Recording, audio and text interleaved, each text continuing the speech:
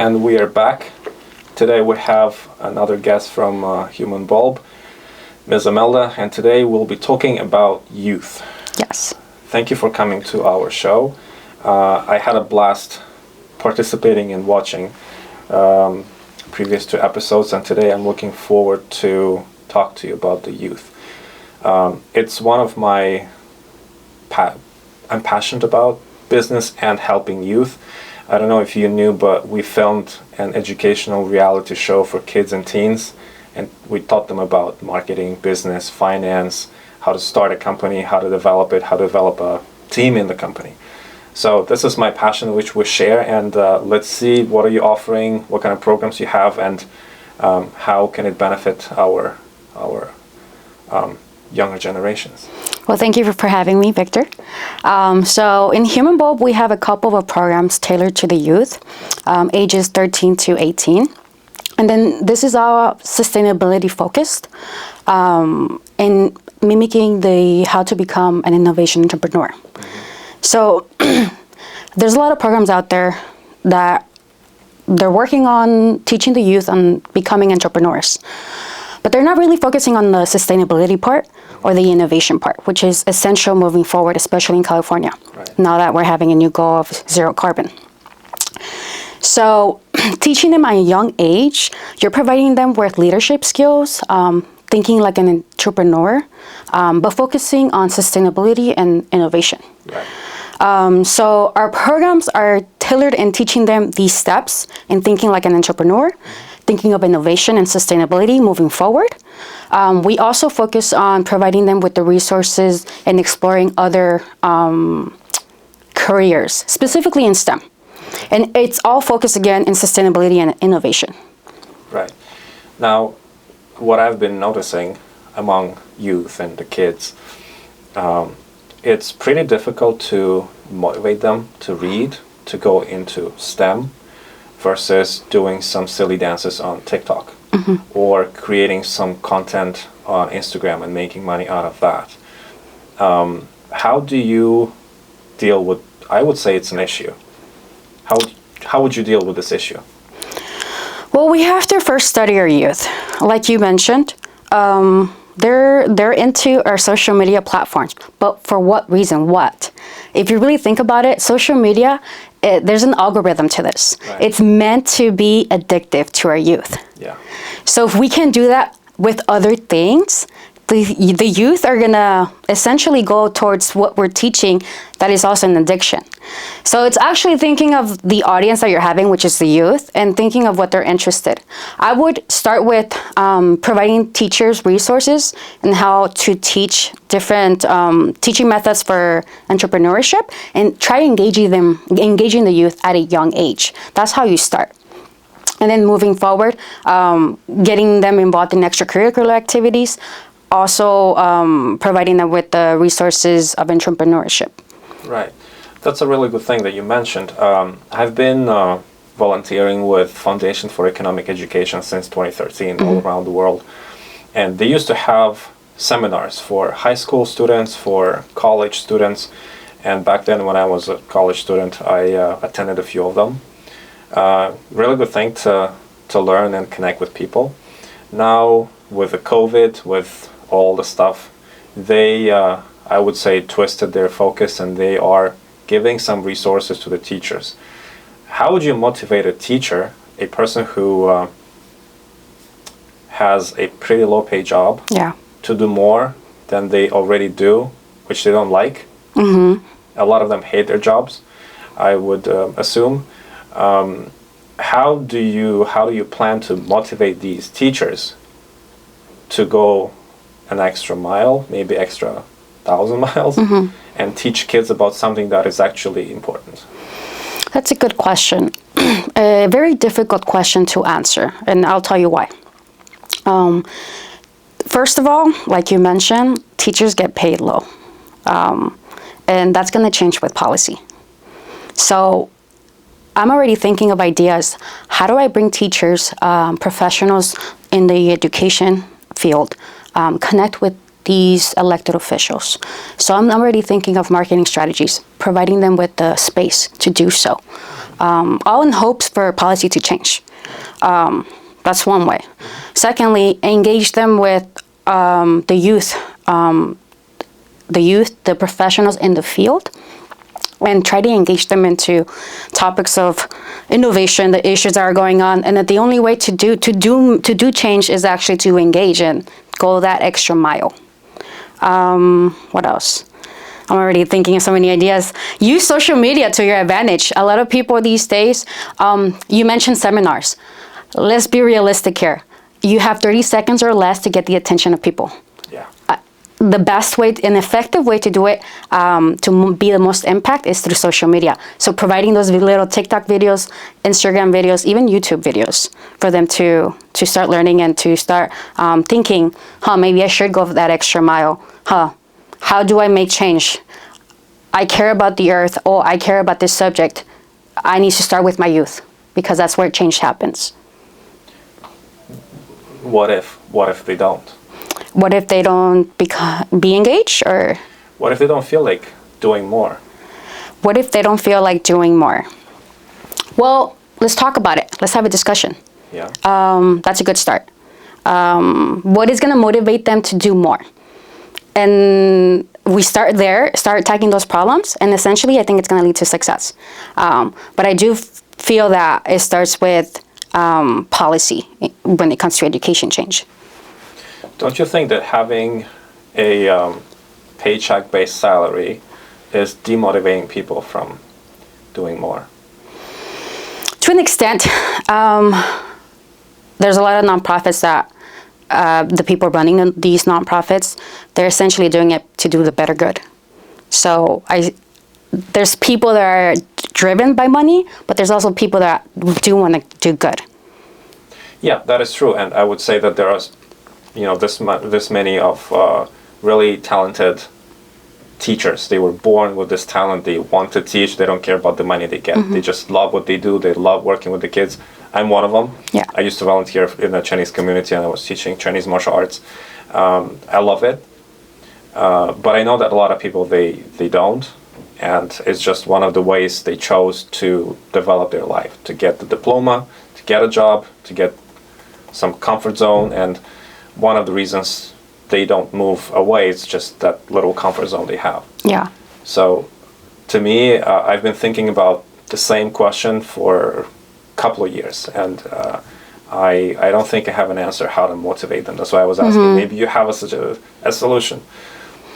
I mean, we're also thinking that we're just specifically thinking of teachers. Right. I mean, what is to be a teacher? That could be you. That could be me.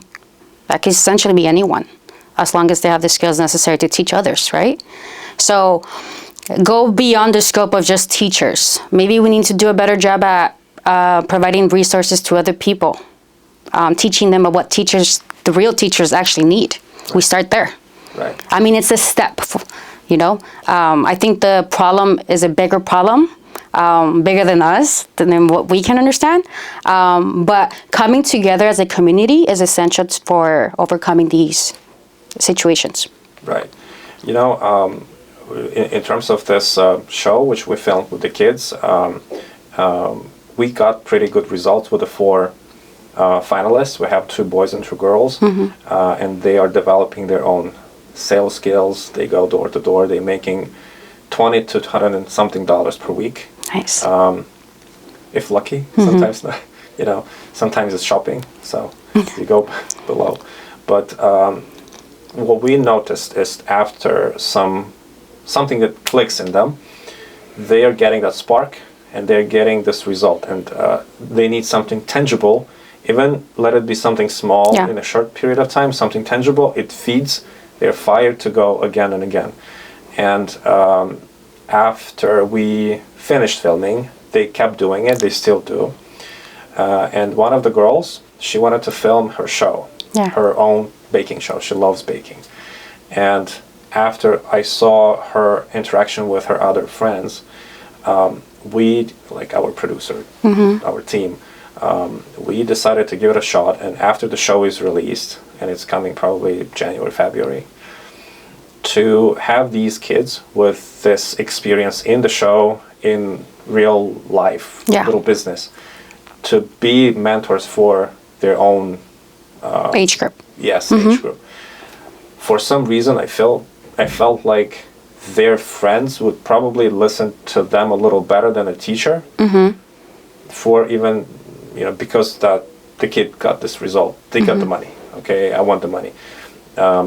Maybe money would kill that social media addiction and bring them to getting some real life results addiction. I mean, I agree with you to an extent. I think as a child, you're likely to convince and engage other people at your age group. But moving forward as a professional, you start thinking, life hits you. You start thinking, I need to pay my bills. If you go to school, I need to figure out how to pay college. So that could be things that can bring you down, and it's having those coping mechanisms as how do you engage back to that fire, that mentality, right, and continue going. Because being smart, making money isn't enough. Mental health is important too. Very true, very true. And another thing which we've noticed while filming different shows, including Life Academy, is the mental health was and is an issue for kids of 10, 12, 14 years old. I had 2 girls with their parents coming to me and telling the story how they almost committed suicide twice. And to me, these issues are not really issues. To me, it was nothing when I was that age. But for kids right now, it seems like it's overinflated. How does your program deal with these issues? Because if you engage kids in your program, you might have to deal with it at a certain point. Of our programs, there's a section and a couple of modules that focus on stress management. Essentially is to teach them how to cope with things. Right. But beyond that, we are focusing on bringing diversity with these programs, especially for underserved youths who tend to have a higher level of mental health issues. I'm hoping that the programs that we're providing is going to be a safe space for them, where they can engage, network, maybe be friends beyond the program itself, and a space where they can communicate, they can talk about what they're feeling, what they're going through. And I think being at the same youth age is going to help bring those conversations going. Right. How does your program plan to deal with the kids who are more introverted? They're used to their iPad or their phone, and if they join the program, they have to communicate with you, with other mentors, with the kids around them, and after COVID especially, they're not really used to that. How do you plan to deal with that? A lot of it is bringing guest speakers, essentially healthcare providers. Me having a healthcare background, I've worked a lot with youth and infants. Okay. So I have a lot of knowledge already, and I have a lot of connections. So it's bringing those professionals in the industry and teaching us how to better engage and how to better teach such programs. You can't do it by yourself.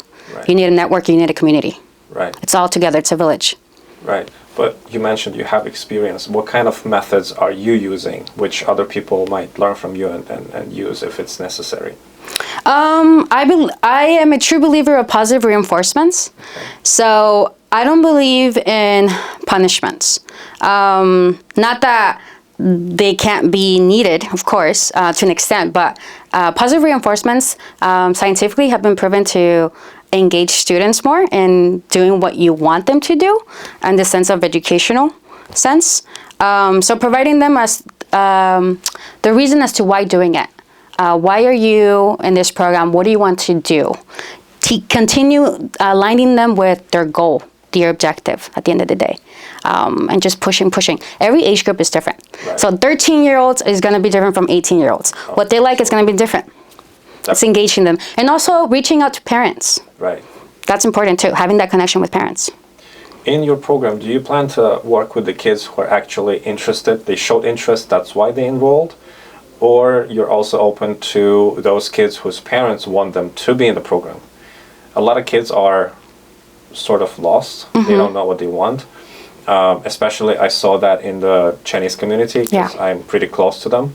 It comes from their cultural background because parents are forcing them to do what they say, and kids are lost. They don't know what they want in life. Yeah. How do you deal with these situations? I mean, there's different dynamics, right? Some children, they don't need that push. They have that fire, and others, the parents have to force. Yeah. The program is open to anyone who wants to be in the program. Essentially, the parent or the kid. The kid. If the parent wants to push the kid can come, and it's up to them if they want to continue or not. At the end of the day, you know, we're not forcing any child to do the program, but we can teach children how to engage with these topics and hope that they want to continue. Right. Essentially, if they don't want to, then at the end of the day, it's their choice. We can have that conversation with the parents and the student. Right, right. Now what I've learned is your program for the youth is sort of mirroring a program which is for adults in business and startups. Now, another issue which I've noticed in the school system is, everybody gets a medal. Yeah. In the real world, there is a winner, there is a loser. Yes. How is your program, if it's planned, how is your program teaching, or how does it plan to teach kids to go from everybody is a winner, everybody gets a medal, to this reality which will strike once it happens? My team and I haven't really discussed this, but coming from a background with youth, I have learned that you cannot teach everyone's a winner, because that's not true. Exactly. It's teaching them coping as to when you do lose. Understanding why you lost is important.